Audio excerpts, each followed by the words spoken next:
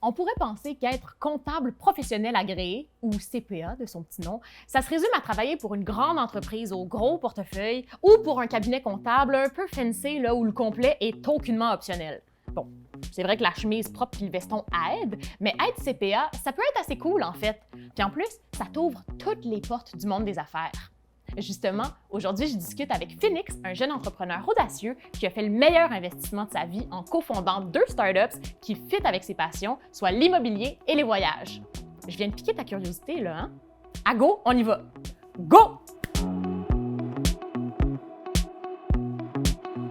Phoenix, t'es entrepreneur, mais t'es aussi CPA.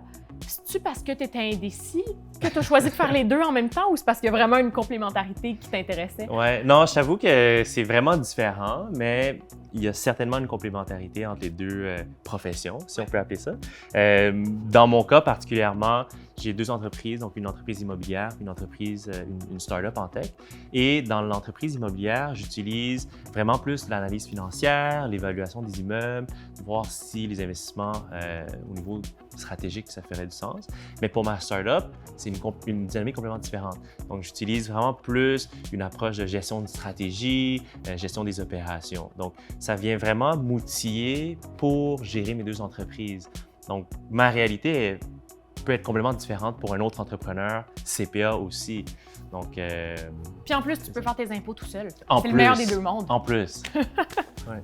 Qu'est-ce qui te fait triper, toi, personnellement, au quotidien dans ton emploi? C'est sûr que c'est la flexibilité qui me fait triper, mais surtout d'avoir l'occasion de choisir quelle industrie dans laquelle je veux me diriger. C'est comme le segment confidence. Là, faut que je t'avoue, j'ai moi-même des a priori par rapport au métier de comptable. Je savais même pas que c'était possible d'être passionné quand on faisait ça. Puis c'est peut-être parce que je suis très cerveau droit, mais dans ma tête, c'est comme une job qu'on subit.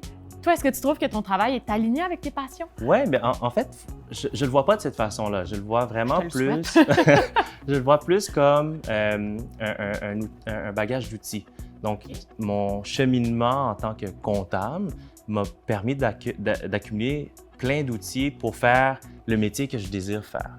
Donc, que ce soit la gestion financière, comme je mentionnais, la gestion des opérations, la profession m'a vraiment permis plus de voir ma business à 1000 ou à 10 000 pieds d'auteur.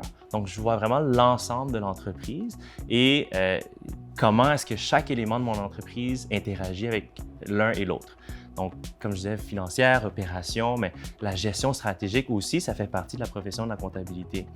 Donc, cette profession te permet de choisir n'importe quel chemin. C'est vraiment un bagage d'outils que tu prends avec toi et non une carrière qui t'est désignée.